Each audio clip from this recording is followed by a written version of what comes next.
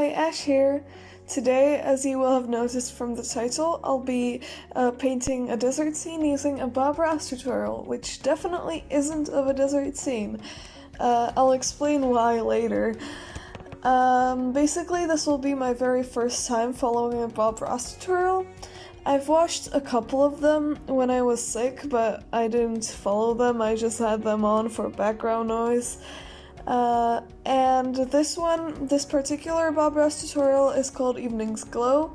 I chose it because I thought the colors worked kind of desertish, which works for my purposes. And I'll link the video of the Bob Ross episode in the description so that you can find it. I'm doing this as a desert scene because I need it for a scout-like organization I work with. Basically, it's the same principle where we take kids and go out with them to nature, but it's not in any way involved with the actual scouts. Anyway, the reason I need it for this is because this year's theme, every year we have a theme, is Ancient Egypt, and for each camp there's a sort of image, I guess, that they need for the registration forms, as well as afterwards as a souvenir for the kids to take home from camp. And usually the image for this is just stolen somewhere online, and the name of the camp is photoshopped over it. But this year they asked me to do the image, which I'm glad to do. So this organization, I joined it when I was 13, which is rather late for a kid, but I really liked it and I made some great friends there. So I've continued working with it, and now I help lead the kids and organize everything along with the other people there, the leaders, I suppose. The story of this year's topic is that it's kind of a combination of ancient Egypt itself with a night in the museum. Because there's an artifact that we have to find, that somebody else is trying to find, or that the kids have to find, which is, it's not called a desk, what is it called? Like a rectangle made of pieces, I don't know, that have letters on them, which are hieroglyphs.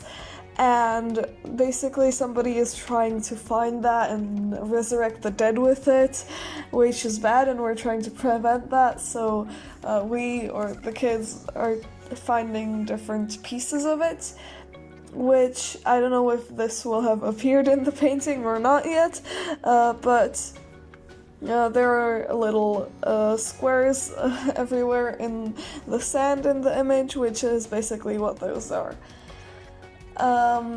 This image isn't that connected with the plot because I can't do any spoilers because they'll see it before the camp, but that's basically where the plot will go down, and we'll have a confrontation with the evil people trying to resurrect the dead. Anyway, if you're a kid from that organization and you found this before camp, I'm very impressed. I don't know how you did that. How you found this video. Oh yeah, I forgot to mention this year's camp is called Vestino Pyramid, which means in the shade of the pyramids. It's just a name connected with ancient Egypt that popped into our heads, so that's why it's called that.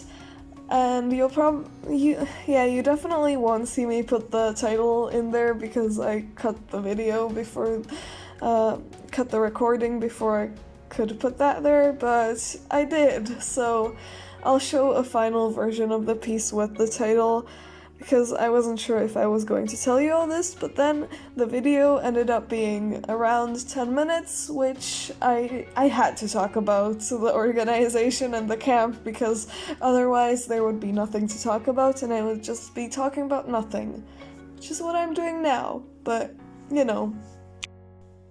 Now I'll tell you a little bit about the painting and the painting process itself. was actually one of the first scenery paintings I've done. I've done a couple of them in like art clubs and stuff, but I never really enjoyed them, so that's why I don't do them much.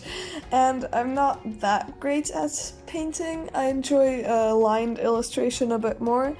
And this is like one of the first digital paintings I've done. I've done a couple that I've called digital paintings, and one that was actually a digital painting, which you can check out on my Instagram. I was deciding whether or not to pop it on screen, but I decided I didn't want to edit that, so the link to that painting will be in the description. It's Arcana fan art, which is a game. I really think having done this painting will help me with my composition and my backgrounds, which I don't tend to do backgrounds. I think they're kind of boring, but I did like painting this painting, so that's nice. It really helped that I had Bob Ross on in the background, or not in the background, I was following his tutorial. But yeah, you can see him in the little corner there. I wanted to cut through to him talking, but then the footage was over an hour long, so I sped it up 8 times, and now you can't hear Bob Ross because he'd just talk far too fast, and it would sound weird. So, sorry about that. As I said, I'll link his video in case you want to watch it. Yeah, and obviously during this video I couldn't watch YouTube in the background, but I typically do that. And an art YouTuber I've been watching a lot is Prickly Alpaca, who actually inspired me to do this, more or less, because she did following a Bob Ross tutorial in MS Paint, and I really liked how that turned out for her. So I wanted to do something like that, but I didn't want to straight up steal her idea, and also I had this, which I already had to do, so I was like, wow, Bob Ross can help me with this thing I already need to draw, so I did that. I couldn't watch her videos while I painted this, but I certainly watch her while I draw other things. And one of the other things I'm working on right now is an animation. It's pretty much my first animation that I actually put effort into. I've tried before. I downloaded, what is it called? Paint 2D or something as an animation software, because I think, what's her name? Lavender Town tried that software and it was pretty good, and it seemed, Pencil 2D it's called.